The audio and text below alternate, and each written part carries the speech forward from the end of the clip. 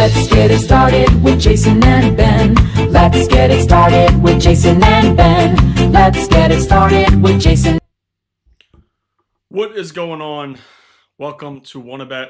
We are waiting to get Jason in here. We are live now, though.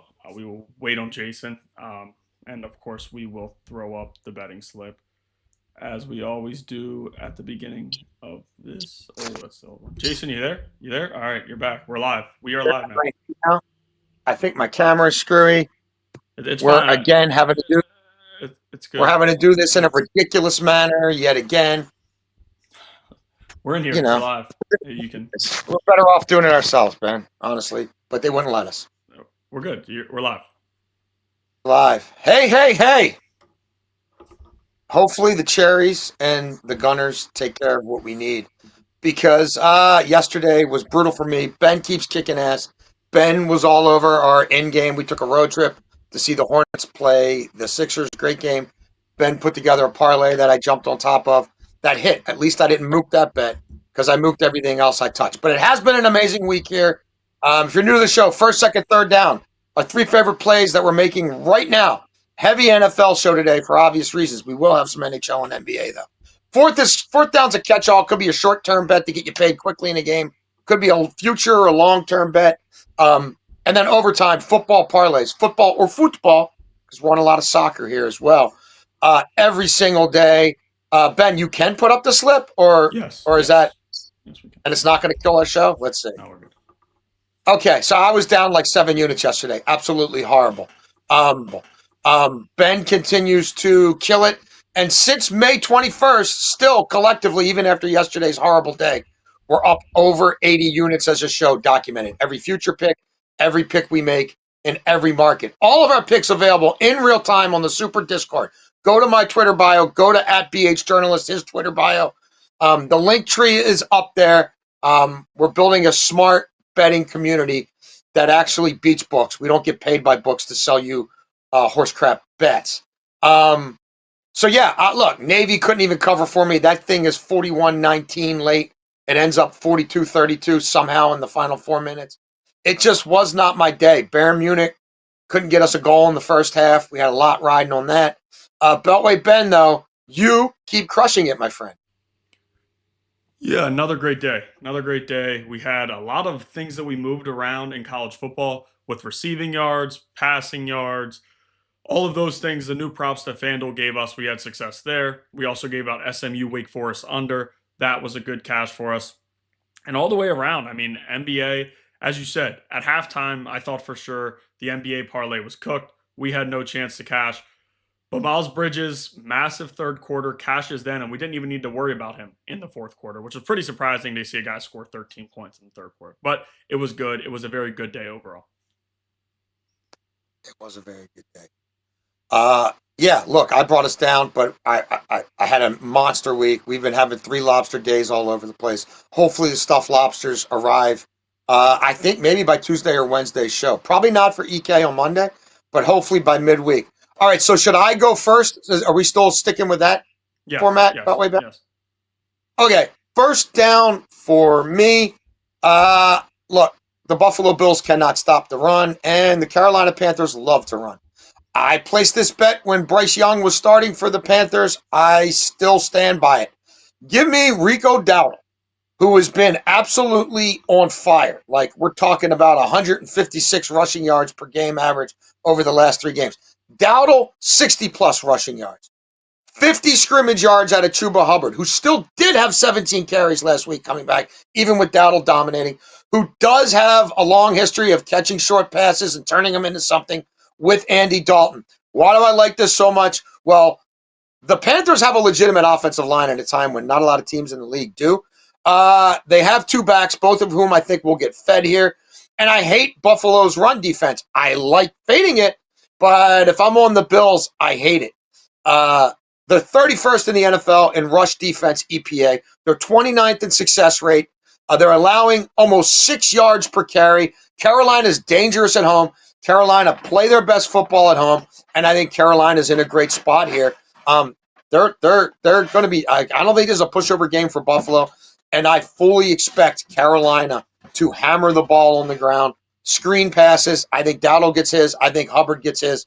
That's there's a lot of plus money there. I'm also look, I've got a ladder going with Dowdle. So I've also sprinkled plus 210 on Dowdle over 75 rushing yards or more. Beltway Ben. We're going with Meaty there. That's a half unit play. Again, the books are setting this below 60. I think he could go off. It wouldn't shock me if he's over 80. What do you got, Beltway Ben? Yes, first down here, we're going to go to an Alvin Kamara prop, and we're going over 21.5 receiving yards for Alvin Kamara. Really like him today in this matchup. Kendry Miller's out, and Miller was more on the ground back. Alvin Kamara, of course, is the pass catcher. But when you look at what the Bucs have done, they're allowing 62 receiving yards to running backs per game this season. That is by far the most in the NFL. You could tell me Christian McCaffrey, Bijan Robinson, Jahmyr Gibbs. You could tell me it's all those guys. This is Alvin Kamara. He is a pass-catching back. He does a lot of damage in the passing game, and he's done it through his career. Devin Neal's probably the next guy up with Kendry Miller out. I trust that they're going to keep Alvin Kamara on the field a lot. He's already been outspoken. They're not trying to build his trade value. He's been outspoken that he plans on finishing his career in New Orleans, which means there's no reason that they need to pull him out to keep him healthy or anything like that for trades. He will stay on the field and he'll play as he is one of their players. I would also take him 30-plus receiving yards at plus 164. We haven't seen him do that much this season, which is surprising. Given Rattler's a younger quarterback, you would think they want to build his confidence, give him easy throws. But I do think that this is the day against an awful Bucs defense against running backs in the passing game. We see Rattler throw to him a lot. We could see 4 to 5 receptions, which was the only time that he did go over 30 this season. Alvin Kamara over 21.5 receiving yards at minus 112. Beltway Ben, I've got some breaking news for us. We have 2 finals in the Premiership, and they both went our way. Bournemouth -1 plus 187. Yeah, baby, that's a winner. Our Cherries take care of business. 2-0 at the half, 2-0 for the game. Look, would I have loved that sprinkle on Semenyo anytime goal to come through? Sure, but we needed that win after some tough luck yesterday. And Arsenal, the Gunners, a.k.a. the Gooners, 1-0, we'll take it. Arsenal win to 0, plus 125. So there we go. 2 real nice plus money hits to get our day started. All right, second down for me. Something was up with Baker Mayfield the other night, right? I mean, that was pretty obvious in real time. And him not hitting 2 passing touchdowns, very odd. Come to find out the knee was messed up, which would explain the footwork being off, the airmailing of passes. But unlike the Baltimore Ravens, who are habitual liars about pretty much anything that comes to anything that matters, I don't think that Todd Bowles lied about his injury report. And I do think Baker Mayfield was ramped up through the week. And I think this is a great opportunity for Baker Mayfield to do damage against the Saints. This is interesting to me. He's a dog, right? Wouldn't you call Baker Mayfield a dog, Beltway Ben? Absolutely. And when dogs get down, do they go and hide in their hole? Do they dig a hole and hide in it? Or do they come out fighting? Come out fighting always. So I went and looked at what happens to Baker Mayfield after a loss. You want to know what happens to Baker Mayfield after a loss, Beltway Ben? I'd love to know. After his last 16 losses, 32 passing touchdowns to 10 interceptions, a 102.5 rating the game after a loss. His last 8 games after a loss, he has at least 2 or more passing touchdowns in 6 of those 8 games. He's thrown for 294 or more in 6 of those last 8 games coming off a loss. What does he do against the Bucs? The 4 times he's faced them? I'm sorry, against the Saints, the Buck. 4 times he's faced the Saints as a Buck. Yeah, he's throwing for 2 or more passing touchdowns in all of those games. High quarterback rating. He does the job against them. How are the Saints against the pass this year? 27th. Opposer passer rating of 104.7. 14 passing touchdowns to 4 picks. They used to turn you over a whole lot in the secondary back when they had Lattimore and those guys. Not anymore. It's National Tight Ends Day. National Tight Ends Day. Cade Otton started seeing a lot of the ball when Mike Evans went down. Sustaining drives, short ones. I don't care about yards. Give me Otton 4 receptions. Give me Baker 2 or more downs for plus money, plus 140. New Orleans cannot defend tight ends. 75% passing completion rate when throwing to tight ends. They also allow a lot of touchdowns to tight ends. Do I have a $10 bomber multi-touchdown parlay going for like turning a couple bucks into a lot with Otton 2 touchdowns in it? I do. But for these purposes, Spotifyers, and you should watch the show, please. Baker, 2 or more passing touchdowns, Otten at least 4 receptions. Beltway, Ben? Yes, second down, we're going to go to Mason Taylor over 40.5 receiving yards at -110. I really like this spot for him today with what's going on. The Bengals, we've talked about on this show how many times. We will attack them with tight ends every opportunity we get, and we have to. It's been profiting a lot of money. Guys, tight ends who aren't having good years, they've been held down a lot. All of a sudden, when you play the Bengals, you turn it on. Now, Justin Fields is playing. I'll be honest, we were on our way to Philly yesterday. I had no idea. I was on the morning show earlier today for the Ravens pregame, and I'm talking about Tyrod Taylor starting because I took the notes on it a few days ago. It completely got past me that Tyrod was not starting. But it's going to be Justin Fields. I'm still confident that he will throw to his tight end more. We saw him get going a little bit late last game, and Tyrod was on the field at that point. But we've also seen Justin Fields attack tight ends. You need to build this quarterback's confidence up. The owner just went out and knocked him and talked all down on him. Easy throws to the tight ends, who's younger, who can make plays after the catch, can break some tackles. Justin Fields has had success throwing to him this year. I think we see more of that today against the Bengals. -110, Mason Taylor over 40.5 receiving yards. Love it. Yeah, that's going to be an interesting one today for Justin Fields and how he responds. I'd love to see him get a bunch of rushing touchdowns to help me with my futures bet there, or I'd love to see him traded before the deadline. Third down for me. We're staying right here in Baltimore where we're doing this show from my basement. We're going to go DeAndre Swift, anytime touchdown. DeAndre Swift, at least 75 scrimmage yards. He was on the injury report last week. I know all that. He came out and dominated against a Saints team that's averaging 3 points. To be being a little careful with Caleb Williams. And why not just run the ball all day long on the Baltimore Ravens? Because you can, since Nnamdi Madubuike was lost for the season and maybe for his career with a neck injury. Roquan Smith's coming back. Roquan Smith's been terrible. He doesn't really help a whole lot. They're short of defensive linemen. They're short of 2-gap run stuffers. And I think the Bears can bully them here, running behind the tackles and running up the middle. If you want to get under center, run from I formation. You can do it all day long. Ben Johnson used to run the Lions offense. The Lions came in here a few weeks back and ran everything through the running backs. 215 rushing yards, almost 70 receiving yards. Those guys combined for from scrimmage. They led 2 90-plus yard drives almost exclusively through the running backs, running inside and running outside. Ben Johnson's got to be licking his chops about that. Do I think Swift gets over 100 scrimmage yards in this game? It wouldn't shock me at all. He's done it the last 2 games. It's becoming one of the strengths of the team. But we're going to play the anytime touchdown. Ravens again. Terrible against the run. Bottom 3 in the league in rushing touchdowns allowed. Swift, anytime touchdown. And Swift, 75 or more scrimmage yards. You can get that around plus 250. Third down, Ben? Yes, third down, we're going to Saquon Barkley. And we tried to attack this the last time these two teams faced off, and it didn't go our way. But I'm doing it again here. Saquon Barkley over 85.5 rushing yards at -110. We will also take him 60-plus rushing yards, plus an anytime touchdown to get us to plus 100. 54% success rate against the run for the Giants defense, tied for the 3rd worst in the NFL. Their defensive rush EPA, last in the NFL, dead last. We attack this defense every time we get a chance with running backs, and the Eagles were a little bit more banged up on the offensive line back then. They had guys leaving in the middle of the game, and they were also, the game script changed. They were down early on in that game, which surprised me a little bit in the second quarter. The second half, they had to throw the football the entire time. Today, I do expect them to win at home. The fan base will be into it. They'll be getting to Jackson Dart a little bit, I think.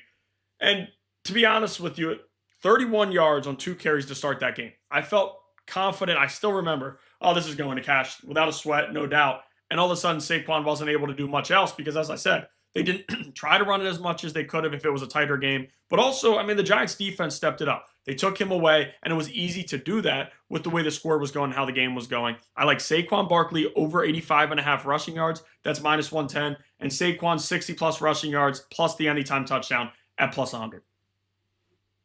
Excellent. Another public service announcement. So I'm used to looking in this camera up here on my laptop, and I still have everything propped up on my laptop. So if I look crazier than normal, it's because I've got to get used now to looking at my phone. And you know what? What if I do that? Momentary. I know you hate to see the thing. Did I cut my head off? The phone moved. Am I still okay, fine. Ben? You're fine. All right. Another public service announcement. I'm kind of fudging the 4th and short here because, one of these plays is short, but the others aren't. Bijan Robinson, it's hard to get value on a Bijan touchdown. Going against the Miami team that is god-awful against the run, 26th in rush EPA. No team has been run on more than the Miami Dolphins. And with Cousins now in for Penix, I can't imagine that they don't just run the hell out of Bijan. The only week he didn't get 100 scrimmage, last week where he didn't see enough in the screen game, and it was another stupid Zach Robinson play call and game plan, and it might be that again today. But against Miami, I got to think Bijan sees a ton of the ball. So I think Bijan early and often gets reestablished, right? Bijan first half touchdown, plus 150 Spotify's. We also like Bijan 125 scrimmage yards and an anytime touchdown for plus 115. And Bijan 150 or more scrimmage yards like he got against an AFC East team in Buffalo a few weeks ago at home. 150 scrimmage and an anytime touchdown will get you plus 210.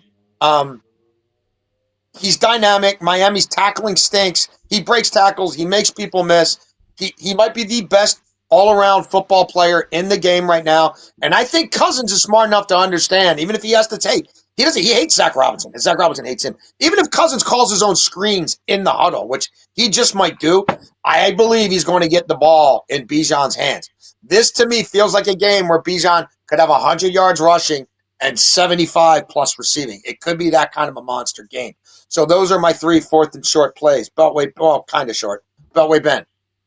Yeah, fourth and short for me, it's similar to you in a way. I mean, it is kind of short, but we're going to need the second half. You can't watch the first half and be done. However, Bijan Robinson, Devon Achane to each have 25 plus rush yards in each half, 270 plus 270. To me, this is going to be the two lesser run defenses in the NFL. I mean, bottom 5 for both of them in defensive success rate against the run and EPA against the run. Devon Achane's starting to get going a little bit, and he has to because that passing game sucks. Losing Tyreek Hill hurts. Tua is willing to turn the ball over however he can. Now, I know Mike is coaching for his job, and it's probably going to happen soon. Who knows? Who knows what's going on there? I mean, it's weird. But Devon Achane... I know what's going on there. He's trying to get fired. And the owner's like, I'm not going to let you go trick-or-treating with your kids. I don't want you wearing your $5,000 capri pants in your neighborhood. You got to wear the $5,000 capri pants I paid for in my building. And you better be here late night, and you better look like you're trying to earn your paycheck and dig out of this. But I'm not going to give you what you want. You want to get paid for the holidays and then relaunch yourself as Shanahan's run game coordinator on my dime. I'm not doing it. Not yet, at least. Yeah, regardless of that, I think Achane gets the ball a lot early on. They keep them in the game at that point. You need to control some clock, and he has that breakaway speed. He can do this with just one carry. We've seen him do it a lot. Now, you question why he doesn't get as many carries, and I know they're trying to keep him healthy, and they want to keep throwing the football. That's fine, as long as this game is somewhat close. Now, it does scare you a little bit because the Falcons could blow him out. But we need 25 rushing yards, hopefully from him in the third quarter. 1 or 2 big runs. He cashes us there. We don't have to worry about the fourth quarter. We need this game to stay somewhat close. I'm not worried about Bijan Robinson. I think he has 50 plus in each half, to be completely honest with you. That's the type of player he is. But Devon Achane is the risk. And it's not like it's the minus 110 bet. It is plus 270. The risk is with Achane, and I'm willing to take that given his big playability. Overtime. Ben, in full disclosure, with the way we've got this thing tilted, my phone and everything, I can't see the graphics at the bottom. So I can't even play any games about like the eye chart or whatever because it would be totally deceitful because it's cut off. But it is still there, right? And should I just do all mine in a row? Do all yours, yeah. I can't like follow, you know what I mean? I can't see that at all. Do all yours. Just do my overtimes. Okay, NFL parlay, first overtime. Bengals money line. Again, the Jets, is that thing over? It looks over. I mean, the owner's calling everybody out publicly, and they'd already been maybe rolling over for Aaron Glenn, who doesn't really seem like he knows what he's doing. He's got a bad defense. I think the Bengals can score 1 more point than the Jets today. And, even against a bad defense in Cincinnati, I like Cincinnati's offense to carry the day. I think it's a little bit of a tricky spot for New England, but I do think they win the game. I don't know about covering. Cleveland's defense is legitimate. But I also think Gabriel on the road is going to be in trouble here. So give me New England to win. Give me Atlanta minus 5.5. I think they might win this game by 25. But their kicker scares me. Zach Robinson, their coordinator, leaving points on the board scares me. So we're going to take that down to minus 5.5. And give me the Colts minus 6.5. That will get you close to plus 250. So again, Spotify's Bengals money line, Patriots money line, Atlanta minus 5.5. Colts -6.5. I also like an NHL play. We've been doing well in the NHL on the.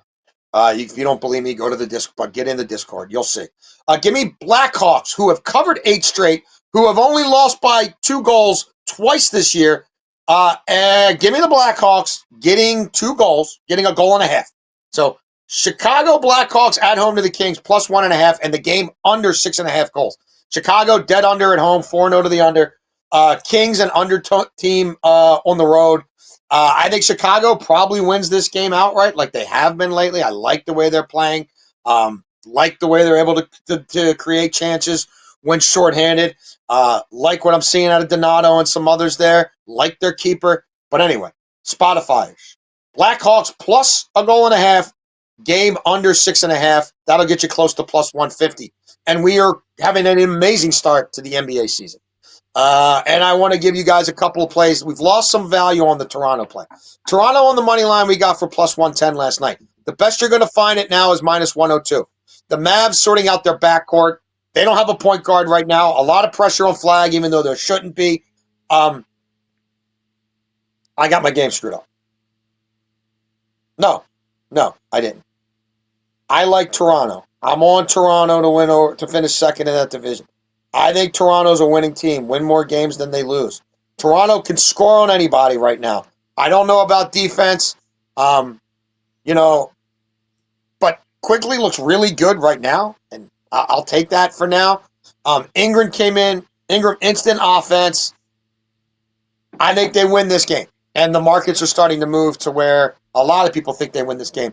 And the Bucks right now, Cleveland might not care about the regular season anymore. They shouldn't after 64 wins, got them nowhere in the playoffs. The Bucks do.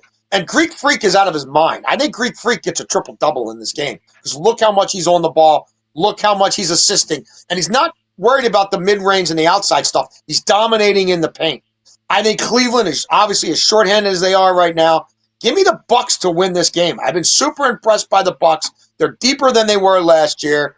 I like their second team a hell of a lot more than I did last year. And I wouldn't be shocked if Greeky Freaky plays more minutes than you might think early in the year, because this might be his last stand in Milwaukee, and he seems up for it. So Raptors on the money line I like, and then I also like the Bucks on the money line at +210.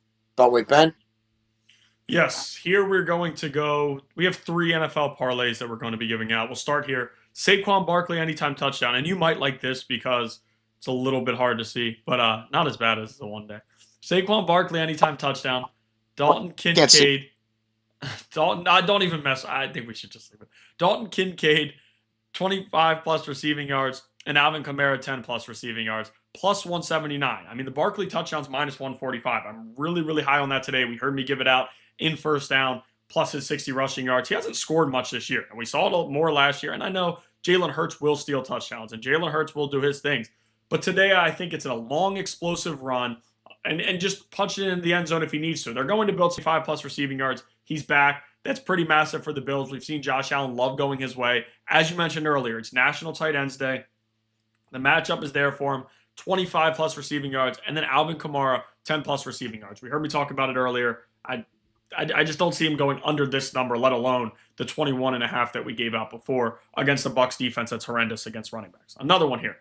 This is a National Tight Ends Day parlay that I put together. No touchdowns, which I know is going to bore some people because people love the touchdowns. Jonnu Smith tonight, Sunday Night Football against the Steelers, or against the Packers, 20 plus receiving yards. Gunnar Helm, 15 plus receiving yards. I also will say as an official bet, give out Gunnar Helm 20 plus at -130. I think it's going to be a big day for him. Given the matchup they have, they're going to be throwing the football a lot, playing from behind. The Colts, as good as they are, tight ends have really had success facing them. Colston Loveland, 15 plus receiving yards to finish this, +152. Ravens defense against tight ends, nothing else needs to be said.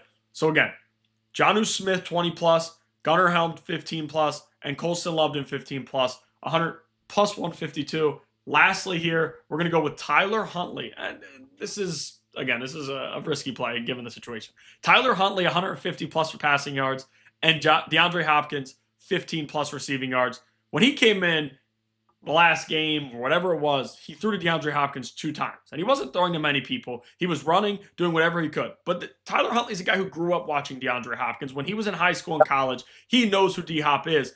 D-Hop's going to demand the football. And it's crazy to say that at this point as wide receiver 3, he's going to be demanding football, whatever you say.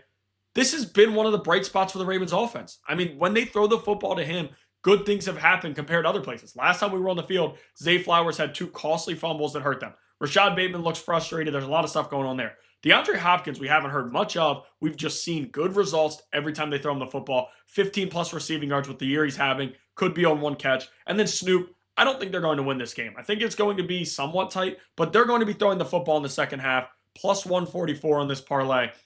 Tyler Huntley, 150-plus, and then DeAndre Hopkins, 15-plus, plus 144. Can I interest you in something we've never done in the history of this show before? Yeah, what is that? What if we tack on a Snoop interception to that and make it another and go for it and fire away as soon as we get done here? If you think he's throwing the ball that much, I know the Bears are down a bunch of corners, but Andrews can't catch the ball. He bobbles it up in the air. Like, does that do anything for you? Don't feel forced. If you're not feeling it, then we don't. You know me. I will not ever feel forced. Listen. If you're not feeling it, no, feeling it. Save it for one that we love.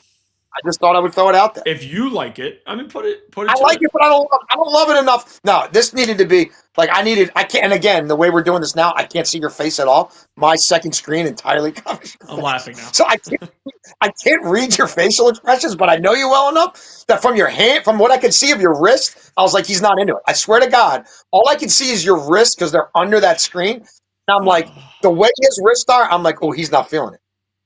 Yeah, no, I'm just going to keep it at this. And this is plus 144. Now, an interception will move it up a little bit. But I know how this ends. Like, you know those situations with interceptions, the dropped interception. We're going to be kicking ourselves all game. I feel good with this. He will probably throw 3 now, but we are not if on that. that. If we put it on it, they would drop 3. Is there that? So the second box where it's my return, can I move that so it's not covering your face, or I'm stuck with it there? We'll have to figure that one out off air, but we'll figure it out. That's the one thing I don't like the most about this.